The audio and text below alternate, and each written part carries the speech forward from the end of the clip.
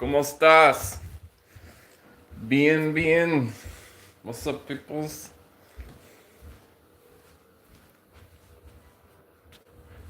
Ooh. Okay. Freaking commercials continue to have symptoms. Headache. Stroke. Ooh. Ooh, that makes me mad, those commercials. I'm watching Westerns. I'm sure there's some way to subscribe to no commercials, pay whatever, $14 a fucking day or whatever. Okay. Alright, well, let's do this. Already made breakfast. Already made coffee. I went to Protestant church Sunday. It's pretty good. Not gonna lie. Good evangelical, little weird.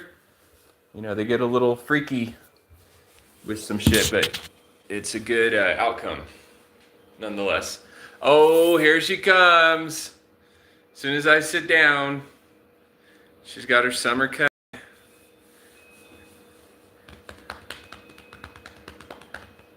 Not bad, 10:50. Having breakfast. Usually it's 1. Okay.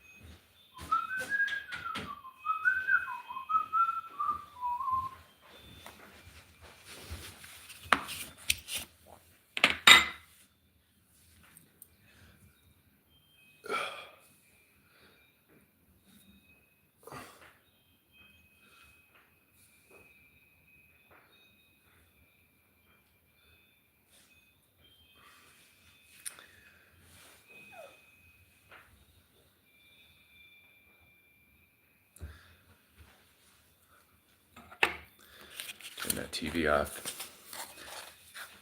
What's up, YouTube?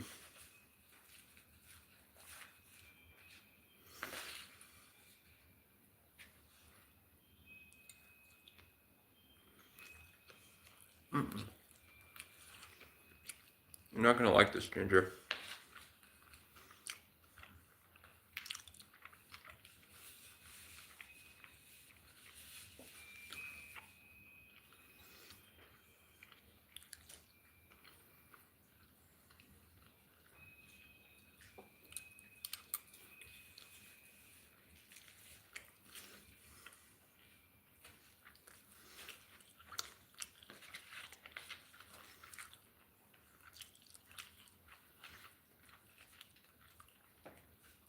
Yeah, Protestant church was good.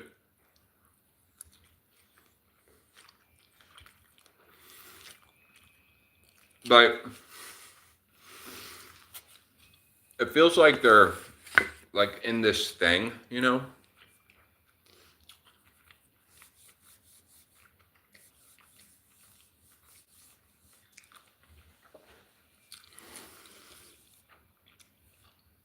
I don't want to say I've like passed up non-denominational evangelical Protestant churches like I'm better or something. I'm not saying that. All I'm saying is that I just remember going to those churches reminds me of when I went to Calvary Chapel when I was a teenager. For years, I went to that church. I mean, I was majorly, part of that church, and my friends were too. We were on the worship team.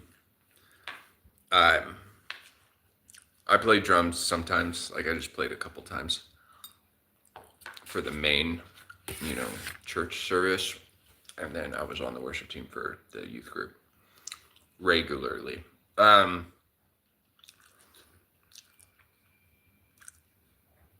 So it just reminds me when I was in that whole thing. And honestly, I don't think I could get back into that world. I just, for whatever reason, part of it too is you just get older. It's kind of like the military where you might be in the military for whatever, 4 or 8 years or something. And then when you're out of the military, you're just out of the military. It's not, you might not really have any good or bad feelings towards the United States military. You just know that you did your time and you served for whatever, good or bad, for whatever reason you did. That's kind of like, I feel like how it is in the Protestant world. You do your 4 to 8 years, and then you move on to maybe another religion or no religion at all. Because Protestant comes from the word protest, so it's a movement. So like you can't protest forever, So that's why a lot of these people, they'll be like, I'm feeling led to go to another church, meaning they want to protest in another way. It's a movement. It's not really like a grounded, religion like Judaism or Catholicism, where it's this structured religion where they don't need you to be a member of it. They don't need you to put in any effort really, because it's just an old religion. Where the Protestant churches, you have to, exert, effort, time to keep it going, whatever it is. And I know there's people that would disagree with me. Oh, you're looking at it the wrong way, blah, blah, blah, blah. I'm sure.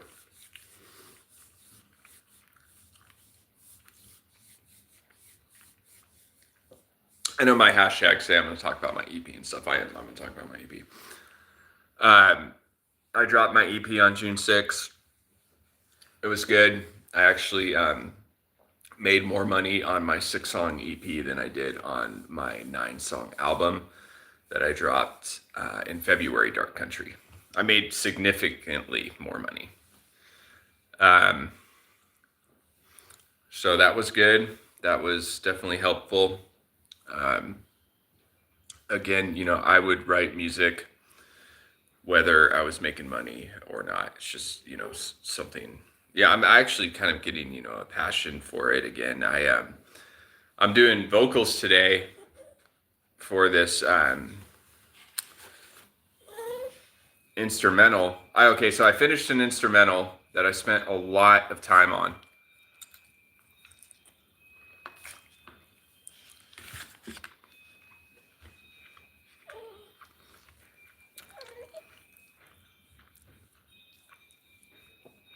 It wasn't really originally going to be an instrumental.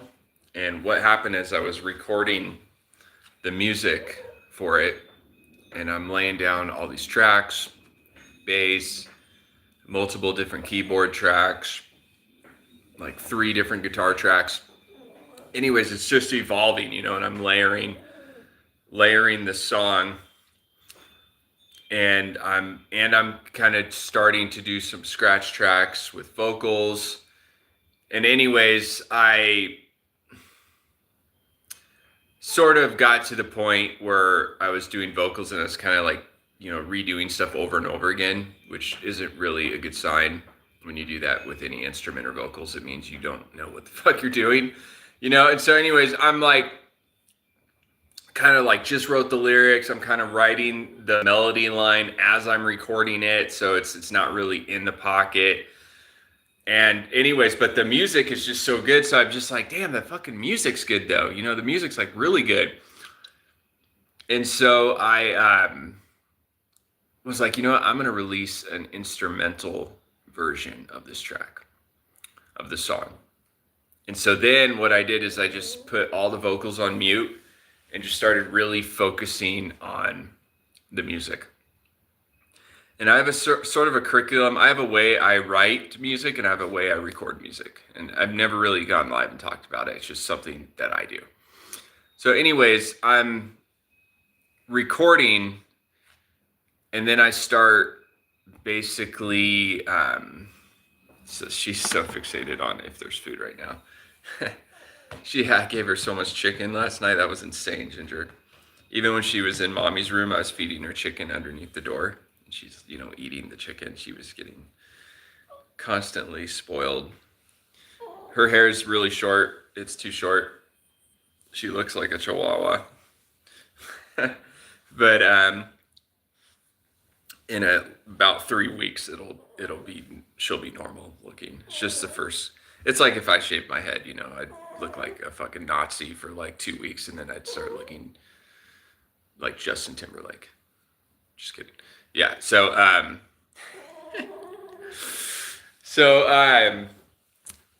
anyways, I'm start really focusing on music, and I'm just perfecting the bass and then the keyboards. And then anyways, like I thought it was done. And then the next day I was like, oh, I gotta, fix this. I gotta adjust this. And then it was completely finished. So I thought, then the next day I'm listening to it in my truck.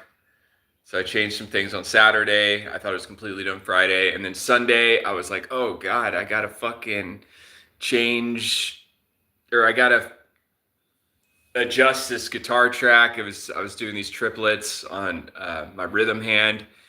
And I was like, I got to fix it. And I fixed it. And then I was like, oh, I'm going to reduce and only do that for like 2 bars instead of 4 bars. So anyways, long story short, I thought I had the master mix of the instrumental probably about 7 times. Finally, last night, I finished it to my full satisfaction and completely perfected this instrumental.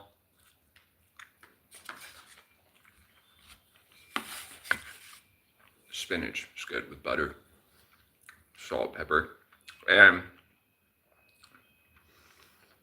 even listened to it this morning. Went to the store late last night to get an apple pie. You saw the video from that. And a lot of times I run errands and stuff just so I could listen to music I'm recording. So I listened to it. It's perfect. It's going to be an instrumental. It's a 5-minute and 20-second long instrumental. And that was the length of it when I was originally recording it with vocals. So it's not really a short song. And so anyways, 5 minutes and 20-second instrumental, and the whole thing is just ear candy. If you're a musician and you're a songwriter, you're going to listen to the song, and it's just, it's jammy. It's not like one thing after the next. Not like I'm making up a different fucking chord progression every 10 seconds for 5 minutes straight. It's a fluent song, and it's super chill and jammy, but there's a lot of little things in there, a lot of little details.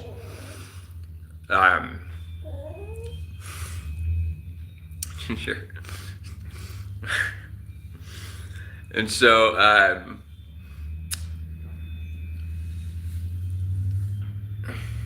Ginger, you lush. You're such a lush. You really are. So, anyways, today I'm doing vocals, and I've been working on the song for 7 days in a row, and I haven't had one day off from the song. Now, I don't think I'm going to finish the vocals today, but I'm definitely going to redo the first verse and get rid of the scratch tracks or put them really, really low in the mix. And I gotta clean up the first chorus. I actually might be able to get through the vocals to the song today. Usually I'm, gonna work on that song probably starting at noon, maybe 12 to 4.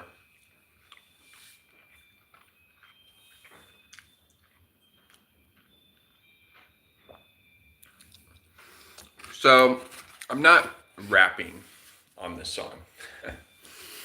I'm not at all rapping, but the verse is rhythmic.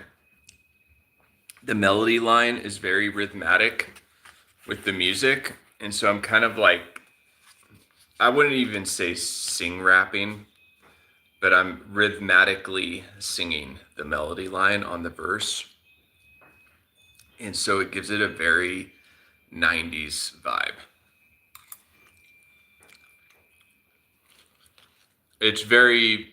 The verses have almost this kind of like this reggae 90s vibe. Driving music, going to the beach music type thing. Then the chorus gets almost like this 80s ballad, which is a really nice contrast.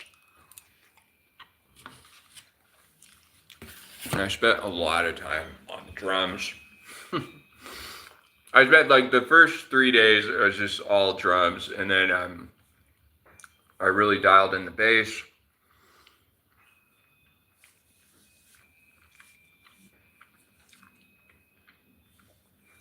And I thought I was completely finished because the keyboards and then the guitar, I just started like, oh, gotta fix this, gotta fix that. And then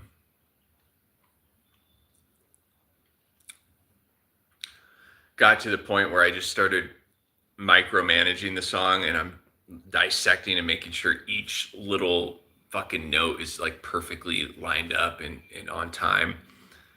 And then just basically, this track is ultimately perfect through the entire 5 minutes and 20 seconds. It's so balanced that it could be played on, how every town has those instrumental radio stations where they just play like calm music that's just like super, just music like talented, kind of just calm. Prescott, has the calm radio station. It's something that could be on one of those adult contemporary instrumental channels. It's ridiculously perfect. But the version with vocals would be alternative rock for sure. Absolutely. Now, I'm sure there's people that could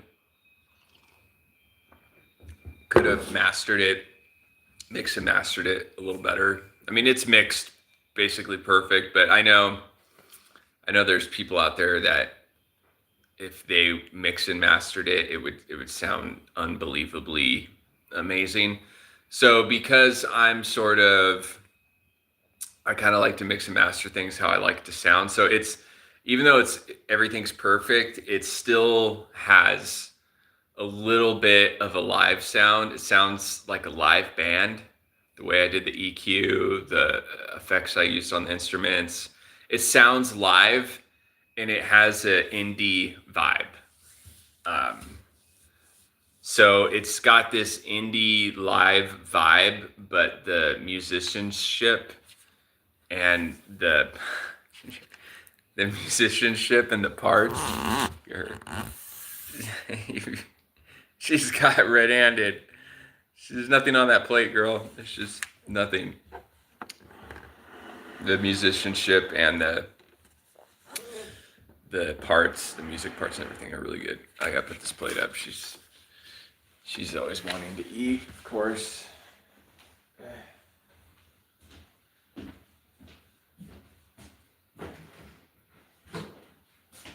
Whew.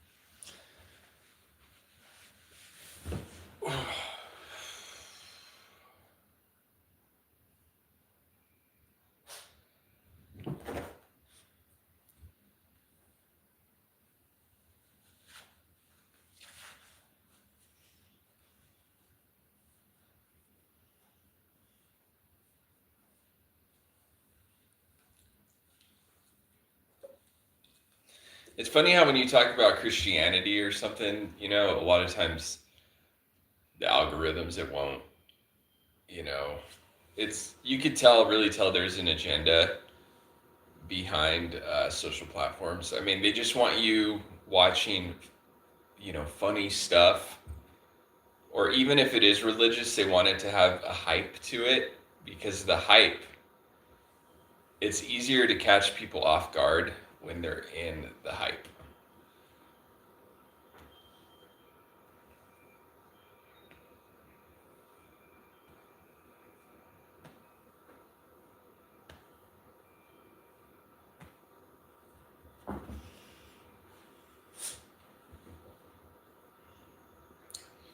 Don't shit in my bathroom. Don't do it. You shit in mommy's bathroom.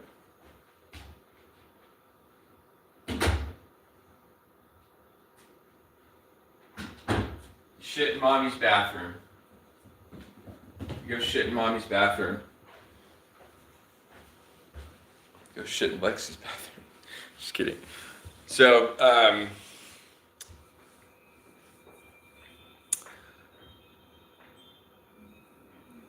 I am, you know, I'm not saying, I mean, you could be so anti-virus and anti-hype that you'd be almost like comatose, you know, like you just fucking some robot, you know. It's important to have excitement and joy, but not over, you know, anything that supports any corporation.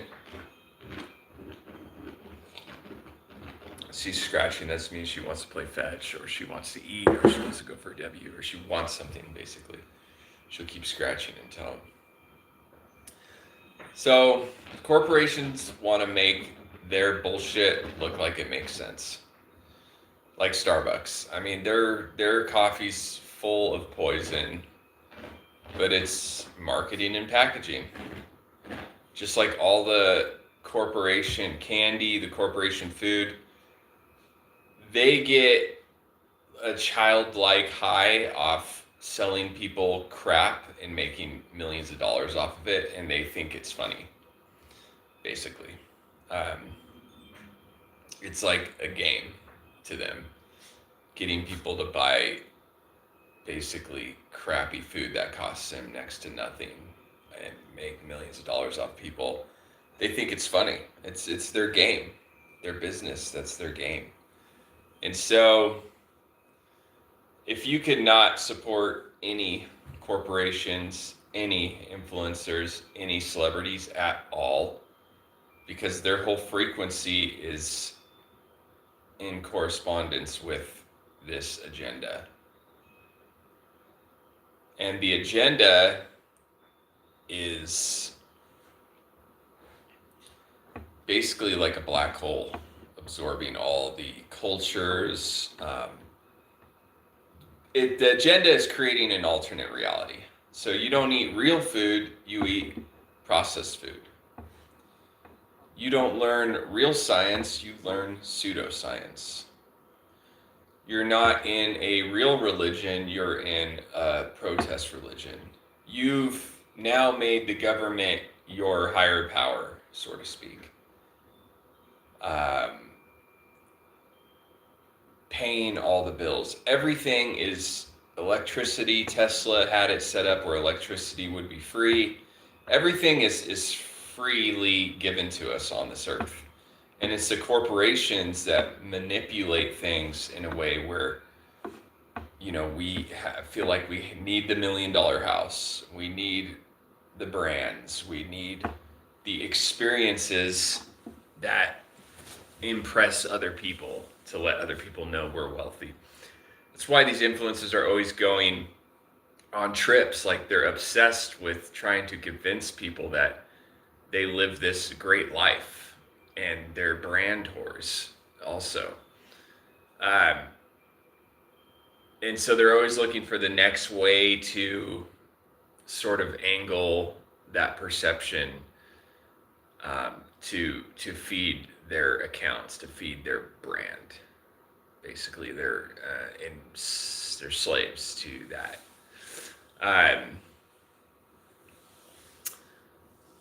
And I respect the Buddhist type monks, or even the Orthodox monks, where they get to the point where they don't need or want anything at all, and they're completely, and they've even attained a higher spiritual perception and consciousness. And then people from the world, they like to visit these places and feel all spiritual and get like sort of a recharge, so to speak, but then they just go right back to the bullshit 2 or 3 weeks later. And then their senses were so numb to all the stimulation, so their senses become more human and organic from their retreat. And so then they almost just do the retreat to experience the worldly things again in a, like how they did in the beginning. It's like when you talk to some chick and she's like, oh, what do you call it? I'm practicing abstinence right now. I'm not interested in any romantic relationship. I'm practicing abstinence. It's like bullshit. You're trying to bring your senses back to a human level because you're such a fucking whore for so long that you're trying to become normal again so you could experience and get that original high from whatever, experience, sexual experience. Just like when the alcoholic, it's like, oh, I haven't had a drink in 2 years. Deep down inside, they know they're just trying to regain that original health and that original experience with the sensation of drinking that they had the first 2 or 3 years. How amazing it was, and the stimulating conversations, and just on top of the world feeling. And they, deep down inside, they know they just will not drink for however long it takes to hopefully go back to that original state. And so when I say cut out the world, corporations, the hype, and the virus, I'm not saying that to take a break so you could experience all that stuff again in an extraordinary way. That's why you really got to burn out. You really got to do it, like how I did it. I went all the way to the point where I'm never going to enjoy alcohol again. Or, I'm never going to enjoy anything again, and that's kind of where you want to be. And then you ascend to more of a theosis, a God consciousness. You start, like, I'm starting to really appreciate putting in a little mushroom coffee into my coffee, like cooking with celery salt, using avocado oil, just the kind of stuff that I would never care about in my 20s. You know, I would not even think for a half a second about whether I should use vegetable oil or avocado oil. I wouldn't care about anything like that because I was 22. I was more worried about, you know, buying another pair of diesel jeans and what club I was going to go to. And did I have enough money for the bar? You know, that was my focus.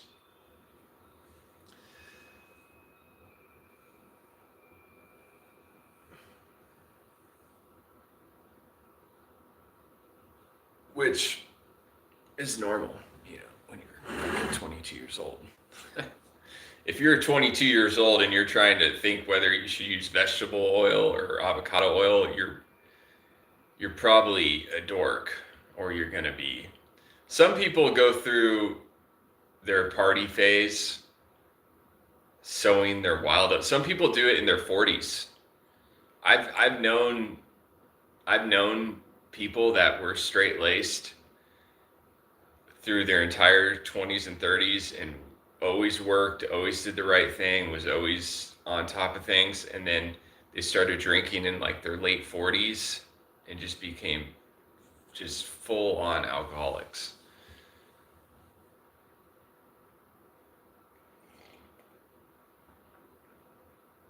I mean, if you have energy, you know, if you have energy for it. So anyways,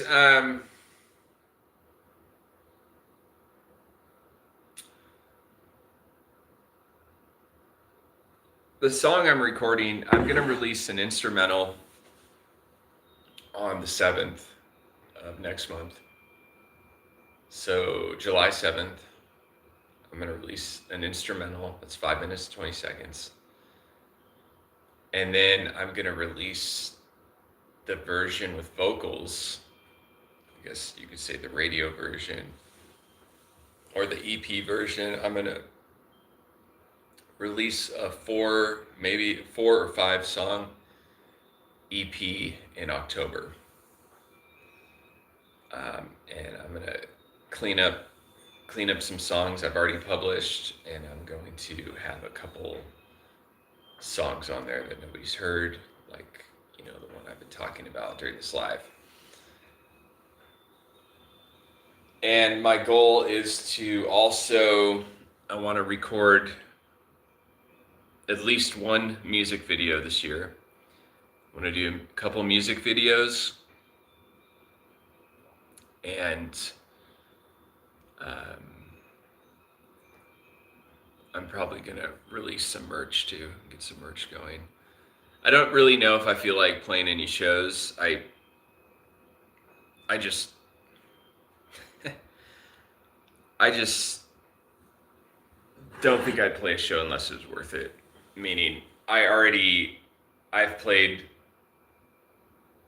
not only hundreds of shows, I've probably played 1,000 shows. Maybe not 1,000, but I've probably played realistically like 500 or 600 shows that were beginner stuff, you know, like dive bars, coffee shops, music playing at 2:00 in the afternoon at music festivals. I played Cornerstone multiple times, which is this giant Christian festival.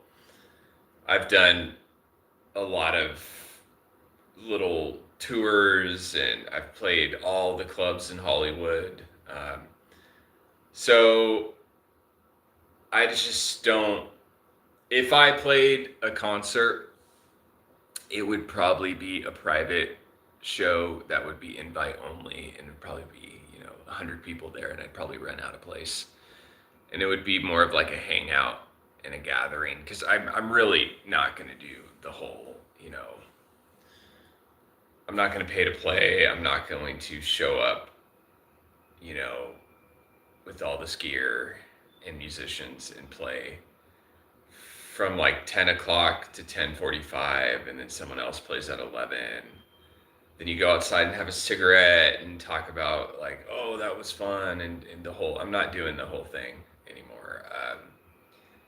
if I played a concert, it would be like a 3 to 4 hour long concert, and I would be the only one playing, and it would be invite only. I feel like that's the only way I could comfortably and vigorously play a concert.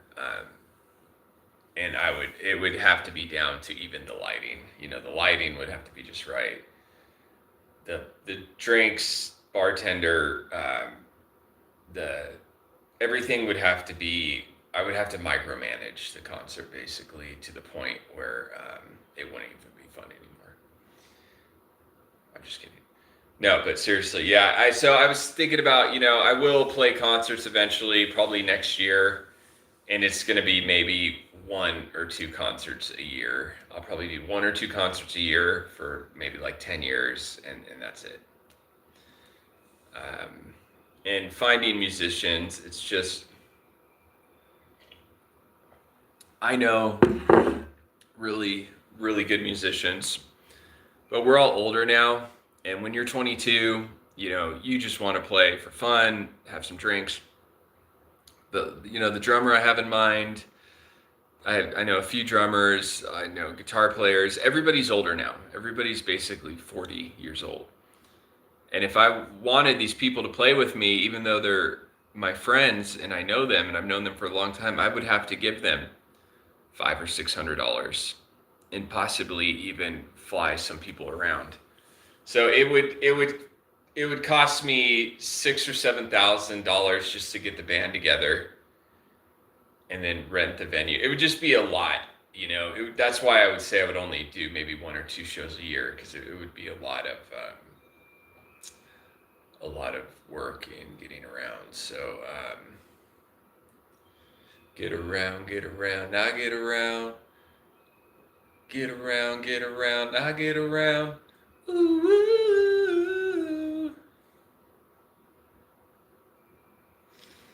Yeah, I'm excited though to do vocals. I'm excited to do vocals. Yeah, I'm excited to do vocals. I ate, so now I gotta wait a little bit to do vocals. But I had to eat. Try to sing too long on an empty stomach, get weak feeling.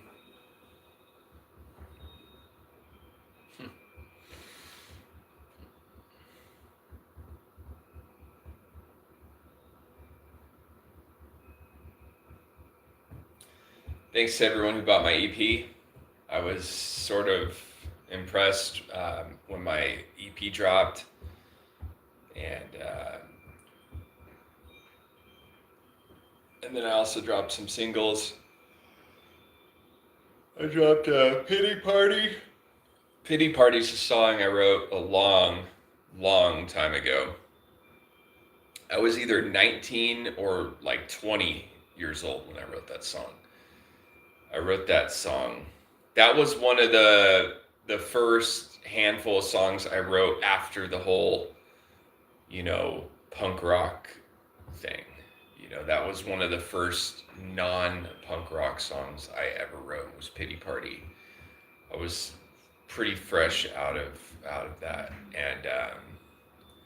And then Jen is in a Paper Dress, which is very punk rock, and I wrote that song a couple months ago. I mean, I wrote that song so quick. I literally just sat down, started playing that song. I wrote that song in less than 5 minutes, and then I recorded it in probably 3 days. And that was a very fast process. Jenna's in a Paper Dress is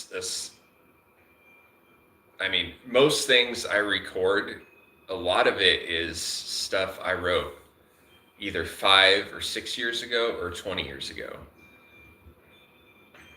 Even Don't Call Me Back, I wrote that at my first apartment in Portland. And there's an old video of me on an acoustic guitar in my first apartment in Portland. And that was like 6 years ago.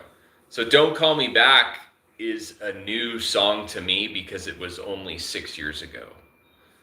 that I wrote it, which is a long time to some younger songwriters and musicians. You would think, man, 6 years ago, I wasn't even writing music. Well, 6 years ago, to me, that's a new song. Priest and Apostate, 7 years ago. The Cave, 7 years ago.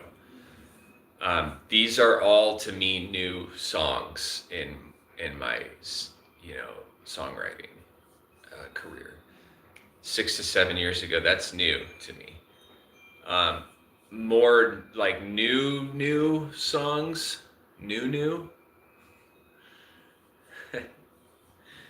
songs would, like Inside and Out. I wrote Inside and Out probably 3 years ago, so that's really pretty new. Jenna's in a Paper Dress, I wrote that like 3 months ago. There's gotta be, yeah, because Orange Night, I wrote Orange Night, 20 years ago. Trying to think of songs that are, No Other Way, I wrote 5 or 6 years ago in Portland. I'm trying to think EP. It's funny, what's interesting about Breakfast Without the Beatles? Breakfast Without the Beatles, I wrote when I was probably 28, and I wasn't writing any music at that time.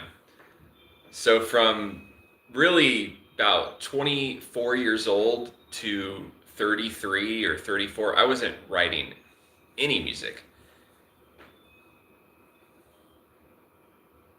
Well, no, I did write. I wrote Fever. I wrote Fever a few years before I recorded it. So I wrote Fever I probably wrote Fever maybe a year or two after I wrote Breakfast Without the Beatles. But it's just funny because Breakfast Without the Beatles was the last song I wrote for Hold Me Like a Gun.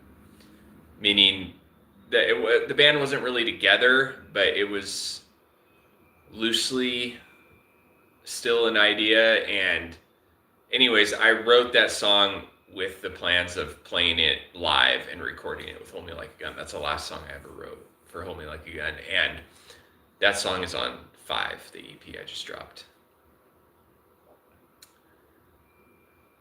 Breakfast Without the Beatles. Gorgeous Eyes, I need to re-record that song, but Gorgeous Eyes, I wrote kind of around that time too. So from between 25 years old and 30 years old, I probably only wrote 3 songs. I was not actively writing music at all. And those were probably the 3 songs I wrote: Gorgeous Eyes, Fever, and Breakfast Without the Beatles. And they were years apart,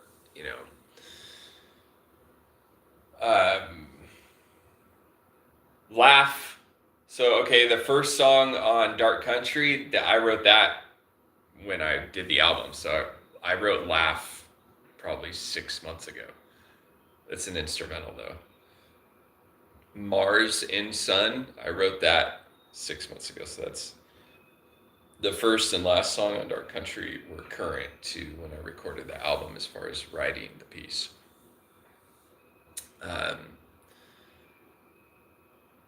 I'm on Top, I wrote that like I'm on Top probably like 11 months ago, so that's a new song.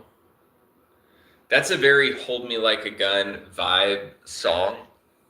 So that's very that vibe. Do You Love Me? I wrote that a long ass time ago. That riff. I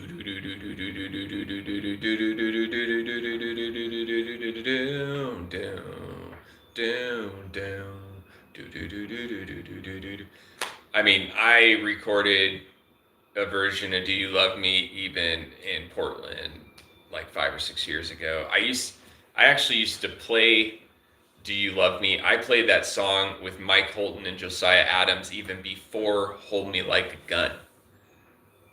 That was the original lineup for Hold Me Like a Gun. It was Josiah Adams and Mike Holton. Mike Holton was the original member to Save Ferris. And he wrote a song on that movie, 10 Things I Hate About You. And he was in a band called Lindley in Fullerton, and they were really good. And there would be like a few hundred people consistently that went to their concerts, and it was just a good vibe. It was very, that was really hipster early, 2001, 2002, 2003, like that time. Very Orange County hipster vibe. But Lindley, see, Mike Holton was convinced that Lindley was going to be like as big as the Pixies, and obviously they didn't get even close to that. But that was during the years when Fullerton had the Hub, which was a coffee shop, and they had Reagan Years in the back, the arcade.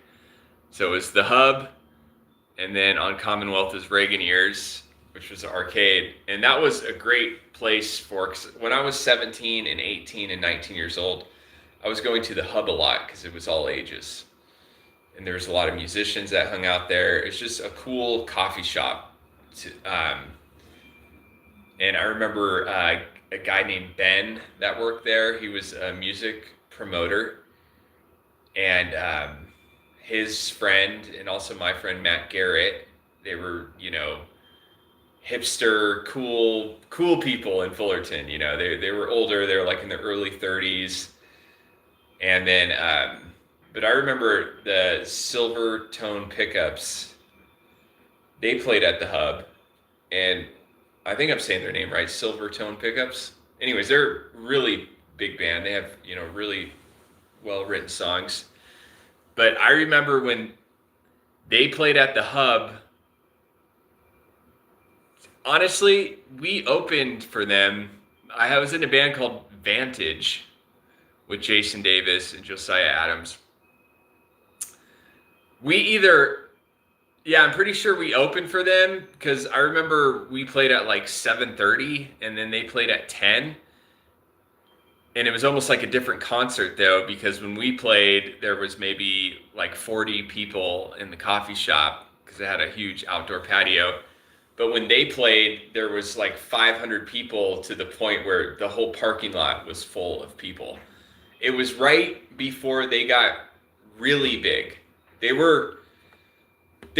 was literally maybe 6 months before they were huge, but they were still drawing a lot of people to their concert. And I remember I played at the Hub maybe like 5 or 6 times with my band. And I remember I played there one night, and one of the older OG dudes, he was like, "Man, you guys sound like the Cars." He's like, you're I forget the guy in the Cars, but he said I reminded him of the guy in the Cars, the band the Cars.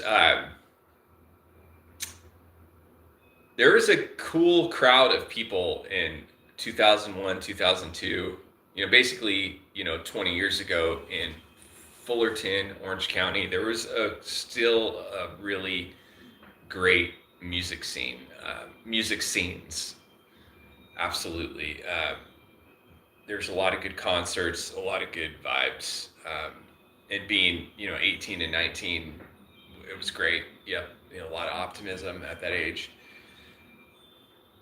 But yeah, I remember we'd go, even at, a young age, we'd go to different bars and stuff in Fullerton, depending on who was working. I remember Mike Holton worked at the Continental for a while. There was such a, circles within circles, there was so many different groups of people in Fullerton, and everyone kind of, more or less knew each other. And then I remember when I was like in my late 20s, it kind of got dark, it's got like more drugs, it got more like ghetto and tweakery. It did. It just got more, basically Fullerton was like a good old boys, like just like little circles of hipsters, and then later, like 5-6 years later, basically everybody found out about downtown Fullerton. So you had all these people from LA, driving out to Fullerton to drink and party. there's 55 bars in a mile radius, so you could just bar hop like crazy, so then it got just, I don't know, it got more harsh, it got more crazy, it got more corporate feeling, and just got more ghetto basically. Even though there was still all the original, old school Fullerton people were still there, but they were, kind of older. They weren't like 32 anymore. They were, 40. And then there was like the cool places to go to, the places where the locals went basically. There was 3 or 4 bars where all the locals went to. And then there were some bars that there would be certain nights, like the Continental had certain nights where all the locals, the Fullerton locals, we would all go to the Continental, and I forget, it was like Tuesday or Thursday. That was like the night where everybody went, that everybody knew everybody. And then there were certain nights we went to Mulberry Street for karaoke. There were certain times we went to the stadium. There was just I noticed that it was that cliquey where there were certain nights where, the cool people would, go to avoid basically all the tourists, the people that didn't even live in Fullerton, that would drive in, and just fucking, the place would be, I mean, talk about DUI tickets. I mean, Fullerton PD, I mean, they were probably giving out maybe 20 or 30 DUIs a night on, Friday and Saturday nights. That was a good time when Mike Holton had a house on Commonwealth with his wife at the time, and it was just, they were always having, parties there and stuff, just fucking crazy fucking parties. I'm 19 and 20, and they're throwing some like adult parties, and I was always like the kid, fucking just seemed like I was always younger than everybody, like my entire fucking life. When I was 12 and 13 years old, I was hanging out with 17 years olds. When I was 19, I was hanging out with people in their late 20s. When I was fucking in my late 20s, I was hanging out with people that were 40. So, anyways, I'm gonna do vocals. After this country EP, I think, I don't want to say that's it, but I think that's kind of maybe all I have left with music. There is some stuff I want to re-record on physical copies. I want to, Don't Call Me Back's really good, but there's this thing I want to add in that song. Don't Call Me Back actually is really well recorded. That's definitely, Don't Call Me Back, the mastered version is probably the best thing I did with Sunny Meadows. Don't Call Me Back, the mastered version, and She's a Villain came out really good. There's a crash, like we added a crash, and it's just too loud in the mix. But other than that, the song's basically perfect. And then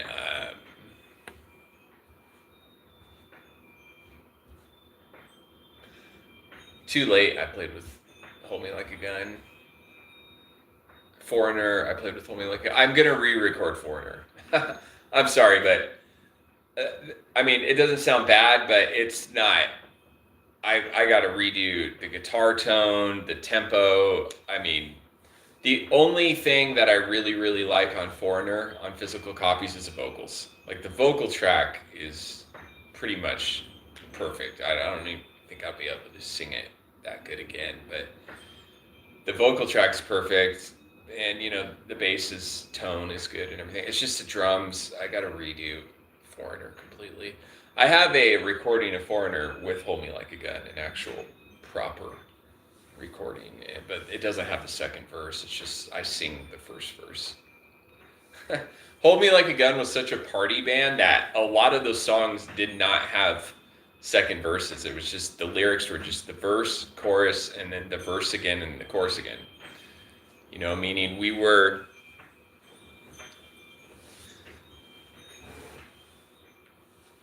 She's down there all quiet while I'm talking. She's waiting for me to get done. The song, I mean, it was a party band, so, I mean, we didn't even need all those lyrics because it was all about the music and the vibe. It wasn't really about the lyrics. The lyrics was just, the lyrics was just like another instrument, you know, it was just a vibe, you know, and there were some key words that kind of repeated themselves. Kind of a little bit like, you know, MC5. It's like a lot of like the punk bands. I mean, you can't fucking understand anything those motherfuckers are saying. You know, MC5, most punk bands, meaning you can't, not only can you not understand the actual words they're saying, it doesn't even matter if they repeat themselves because it's just, like I said, it's almost like another instrument. It's just a vibe. It's just a vibe. It's a sound.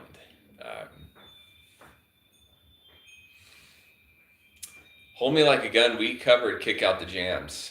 Kick Out the Jams, motherfucker. We covered that song. We covered Queen Bitch by Bowie. We played Queen Bitch almost every show, actually. We had that song down.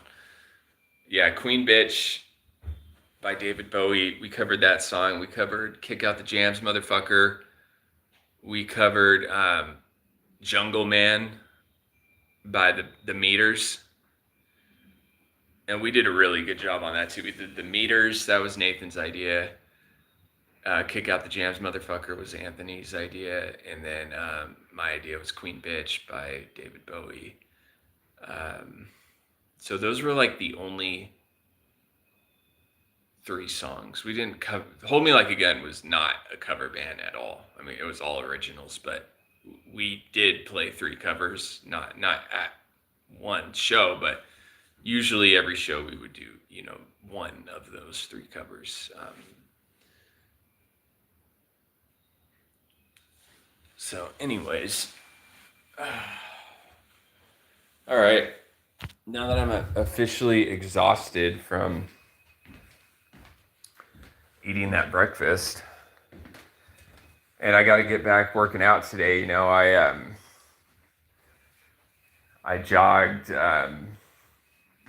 running every day, but I took the weekend off, so I got to get back on my running curriculum. Yeah, that's definitely important, especially if I start playing shows. I have to get my cardio up again. Absolutely. Thanks for everyone who's going to watch this live, and then I got to get to it, get to recording. Yeah, it's going to be fun. I'm excited to do vocals for this song because the fucking music is so good. All right, take care, y'all. Have a good day.